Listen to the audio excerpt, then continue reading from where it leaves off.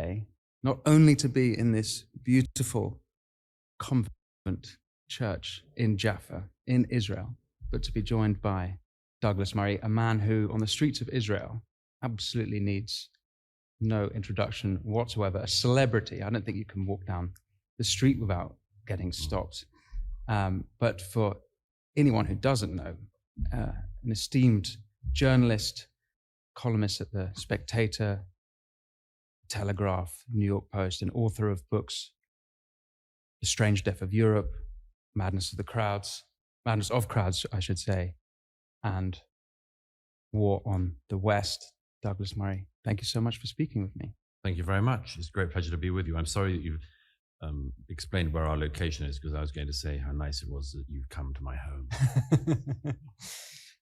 So obviously we're in Israel, and this is a post-October 7th world, and it's the Israel-Hamas conflict that has brought you here. Hamas's Operation Al-Aqsa flood that on October 7th killed 1,200 Israelis and 253 people taken hostage. You've been here for a few months reporting, doing media across the world, going to the Gaza tunnels, I understand, going around the country. I wondered if you could tell us if there was anything, aside from the obvious reason that you're a journalist, but anything that compelled you specifically to come here to Israel for this conflict. Well, I've been in Israel for most conflicts since 2006, where I was here during the Second Lebanon War. I've come here many times in peacetime as well. I wanted to come here as soon as I could after October the 7th for several reasons. One was that I believed that it was necessary to see what had happened and to see what was happening. I had an intuition that we were going to see two things in particular, which I think have panned out. One was that the world was going to move on from October the 7th immediately and on to what Israel was doing in response to October the 7th. And that was pretty much a story from October the 8th. Mm-hmm. It wasn't what had happened. It was, what are the Israelis doing? Mm-hmm. The world is always fascinated much more by what Israel does in response than in what is done to Israel. I mean, that's the case even with, rocket fire of the kind that just goes on all the time here, even in non-conflict times. Rockets are fired from Gaza, Israel fires rockets back, and the international media says Israel fires rockets into Gaza. So I knew that first of all that was going to happen. And the second thing was I sort of got an idea early on that we were also going to see, as we have done, denial of the atrocities. And I mean, that happened from the day after. Yeah. As ever, with people who hate Israel, they simultaneously deny the atrocities and revel in them. They celebrate something they also diminish. And so in that situation, as you well know, it's best to see things with your own eyes, because at least then, when they say, as people do, this didn't happen or that didn't happen, you can say, no, I know, because I saw it with my own eyes. So that's partly why I'm here. It's kind of astonishing to imagine what it would take for these people who are denying it. When would they actually believe? We've seen most of the videos from October 7th were on social, well, maybe not most, but certainly a lot of them were online. We saw them. Hamas were gloating about it. What would it? And we see also that we know what the Hamas charter is. Now again with the war on the Houthis in the Red Sea, their literal charter is, God is the greatest, death to America, death to Israel, a curse upon the Jews, victory to Islam. And on the streets of London, Yemen, Yemen, make us proud, turn another ship around. I can't imagine what it would take for that to... Well, those people are beyond reason or persuasion, of course. I mean, those people are enemies. They are enemies of Israel. They're enemies of Britain. They're enemies of America, enemies of the West. If American, British, and other ships are attacked by Houthi rebels, why would you be chanting in support of the Houthi in London? only if you hate the city you're in, the country you're in, the society you're in. And there is So a true. significant number of people who that's the case. I think there's a larger number of people who are just very easily persuadable, who are very, very ignorant and So true. hadn't ever heard of a Houthi until a couple of weeks ago, and now have become wild experts on them. You know? But it's the people in the middle. It's the non-fanatics, non-psychopaths, the non-dogmatic Islamists, just enemies of the West, who are the ones who are persuadable.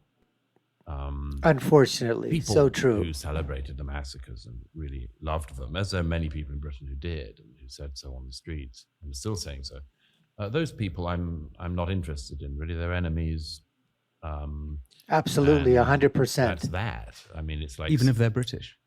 oh yeah. Oh, absolutely. Even if it's they're not my American, fault, British, it's doesn't matter. theirs. You know, if you glory in the death and slaughter and the murder and the kidnapping and beheading of Jews, I don't regard you as being the best of British, you know? And As Douglas said, those aren't British values. Those aren't American values. Those aren't world values, unless, of course, you are terrorists, Islamists, fundamentalists.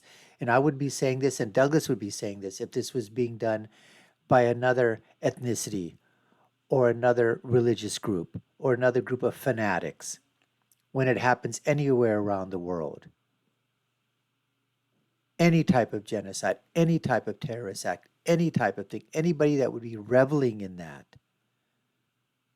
when they're innocents that this has happened to. Of course, we wouldn't say that they were British or Canadian or Australian or American. Those aren't the values that the Western democracies export. It's everything against those values. We stand for goodness. We stand for truth. We stand for honor. We stand for sacrifice. We stand for love. Those are the values that the Western democracies stand for. And I think were taken wild advantage of by such people. But there is this large group of people, and I think this has shocked a lot of people, particularly in America, where I spend a lot of my time, who they're shocked by the fact that there's a younger generation there who really do seem to be taking the cause of Israel's enemies up as a sort of, as I said recently, their generation's free Tibet. They think free Palestine is the sort of cool thing to call for. Yes. They have no concept of what they're talking about. They don't have a freaking clue. When somebody says from the river to the sea, either they know that they are calling for the end of the Jewish state, Or they're just stupid, idiotic or morons. they don't know which river it is, and they don't know which sea it is, and they probably couldn't guess. Well, I want to come to Britain, but one thing I've noticed whilst being here, now being in London, we're here all the time, from the river to the sea, and there's no conversation about a two-state solution. What I've been really struck about here, mainly with Israelis, is that they also aren't talking about a two-state solution. No. And for me, I brought that up and I felt anachronistic doing so. It's like, it's a dated opinion. And, Yes, and yes. even Netanyahu has said he wants total control of that region from the river to the sea. I would say not. You don't need to say even Netanyahu. People might expect Netanyahu to say that. It's more striking that all of the Israeli left, everybody Yes. you speak to in this country, I've spoken to people who They've are all lifelong changed their leftists, minds big lifelong time. Peace now. People who were employing and working with Palestinians from the Gaza, who see no future in this so-called two-state solution. And I think the rest of the world needs to catch up on that. There are a lot of anachronisms about the world's opinion about the country we're sitting in, and lots of just wildly out-of-date, defunct views. The two-state solution was a mantra for a certain type of politician in the West for some decades. But picked up in the 2000s after 9/11, when people wanted to find the sort of solution to the Middle East problem. And they would call it the Middle East problem. And I'd always say, well, which problem are you talking about? This region is replete with problems. Oh no, it's the Israeli-Palestinian dispute. And sensible, moderate people, sort of David Miliband's, the Camerons, these sorts of people would say, well, the real thing that needs to be sorted out is the two-state solution, the solution of founding of a Palestinian state alongside an Israeli state. And the thing is, there's sort of two problems with that. One is the idea that if the Palestinians actually had a state called Palestine, that would not mean that the economy of Yemen boomed. It would not mean that the Saudis made greater leaps forward in human rights. It would not mean that the mullahs in Tehran would stop killing girls on the streets of Tehran and other Iranian cities. The idea that the whole of the region is held back because a small population who the Arabs and Persians and others in the region really don't care for, the Palestinians. That is so true. They're That waiting is so for them true. to get a state in order to sort of improve themselves or sort of make themselves more reasonable members of the international community is palpable, demonstrable, obvious nonsense.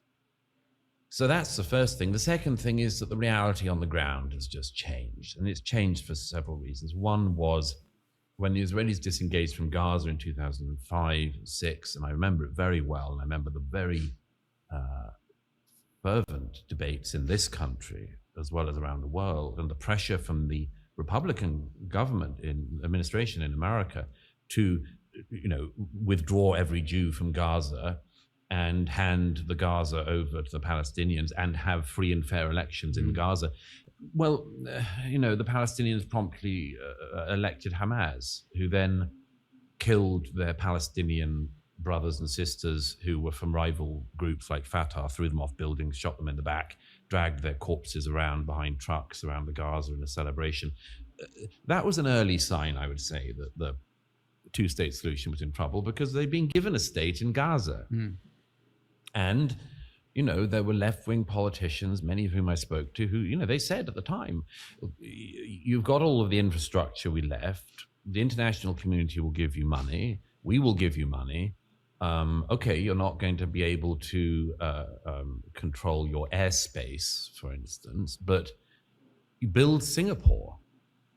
And yes. They didn't build Singapore. No. The leaders of They built Hamas enriched Shittypore themselves and their sons. They bought expensive penthouses in Qatar and around other parts of the world. And they built a tunnel system that's the world's biggest tunnel system. And they launched rockets repeatedly at Israel.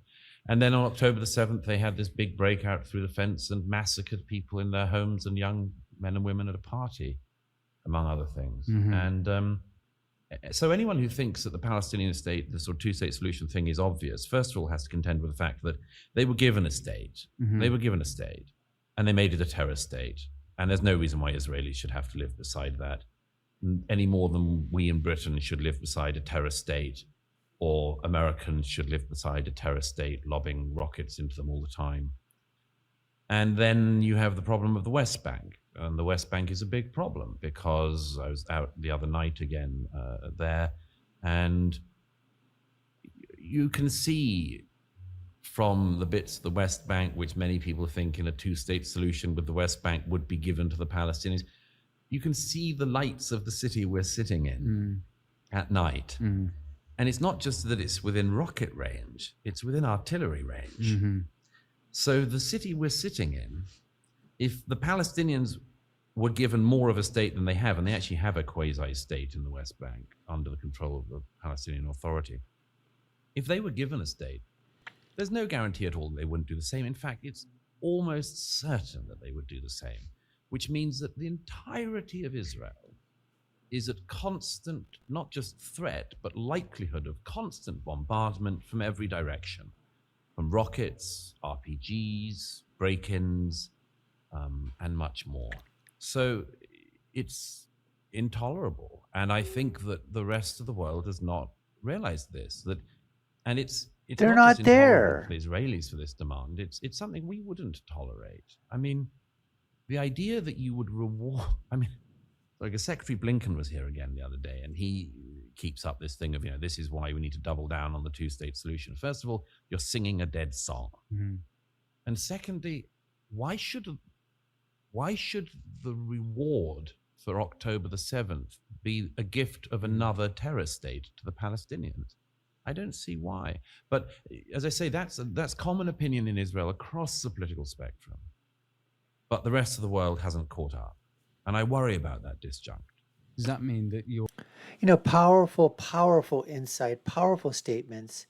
They're crystal clear. They make so much sense. But it's easy for, like I said, liberal-minded leftist politicians, even on the even conservative side, to basically tell Israel, yeah, you know what? You just gotta learn to live and let live. So what if you've got a terror state living next to you? It's easy to say when you don't have a terror state living next to you. It's easy for a politician to say, hey, you know what? It's the same. It's what I'll give you the analogy. It's like what's happening right now in America with the sanctuary cities. You can talk all, oh, you have to be kind. You have to be good natured. You have to be good hearted. You have to take everybody in. That's what we would do. That's what love is all about. We're going to take everybody in. We're going to do whatever we can. You're saying it's a problem. It's not a problem. You just don't know how to handle it. Because if we were down there, if we were doing it, we'd show you how nice we would take those. We would allow those people to come in. We would allow them to coalesce. We would do everything we could. What happens when the shit hits a fan, and what's happening down in the southern border gets exported into New York City, into Chicago, into other cities? Oh, now they're crying. We can't handle it. You guys got to go back. We don't want all you illegals here right now. This isn't the place to come. Stay where you're at. But it's easy to tell Israel, oh yeah, you know what? Two-state solution, that'll solve the problem. All the Mideast problems will be going away. Be no more problem in Yemen, no more problem in Saudi Arabia. Iran would settle down and buckle up. The Houthis would buckle up. Hamas would come to the peace table. Al Qaeda and ISIS will lay down their arms and say, hey, two-state solution, our job is done. Let's concentrate on building a Singapore in the Mideast, a Hong Kong in the Mideast. Let's do that. They're not going to do that. They were given that chance and they didn't. Those people that are running Hamas killed their opposition, took the money that was given to them, bought multi-million-dollar penthouses and real estate in Qatar and other places, living high on the hog, utilizing the money to buy armaments and rockets, terror tunnels, all kinds of things. And they expect Israel just to acquiesce and say, yeah, that's going to be very fine. No sane country would do that. No one. But it's easy to say when it's not in your backyard. Anyways, folks, we appreciate you taking the time to watch. You've been watching the Dr. Nasir Shaikh Show. I've been your host. My name is Dr. Nasir. If you've done so already, we'd love for you to subscribe to the channel, like, share, and follow us. Put your comments down below. Let us know what you think. Take a look at our other video links above and below. My final thought is always, when you're right, you're right. And when you're left, you're wrong. Until next time, folks, take care and stay safe.